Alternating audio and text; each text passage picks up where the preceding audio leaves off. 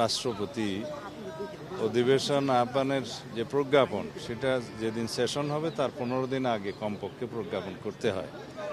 তো এই সামারিটা জাতীয় সংসদ সচিবালয় থেকে মাননীয় প্রধানমন্ত্রীর দপ্তর হয়ে রাষ্ট্রপতির কাছে যাবে।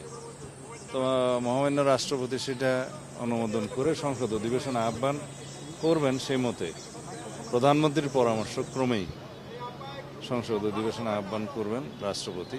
সেটা নির্ধারণ হয়েছে 12 তারিখে মার্চের সংসদ অধিবেশন আহ্বান করা হবে এবং সেই অধিবেশনে কি কি কর্মসূচি থাকবে, কার্যসূচি, অর্ডার অফ দি ডে, সে বিষয়ে আলোচনা হয়েছে।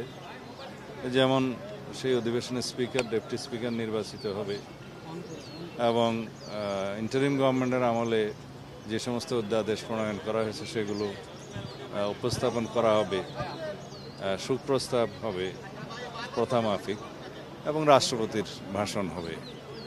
আর অন্যান্য যে সমস্ত বিষয় থাকবে সেগুলো পার্লামেন্টের রেগুলার যেগুলো জব সেগুলো হবে। তো এই আলোচনা সেটা নির্ধারিত হলো। নতুন রাষ্ট্রপতি নির্বাচনের বিষয়ে আলোচনা হয়েছে না, সে বিষয়ে এখনো কোনো আলোচনা হয়নি। সেগুলা পরে হবে না। এরকম একটা সংবাদ আমাদের কানেও এসছে। আমি এটা খোঁজ নিতে বলেছি, তদন্ত করে আমাদেরকে রিপোর্ট সাবমিট করতে বলেছি। যদি সেরকম কিছু হয় এটা আমরা এই সমস্ত বিষয়ে কঠোর ব্যবস্থা নেব। না, কিছু পরিবর্তন তো আসবে, একটু সময় দিলে আর কি।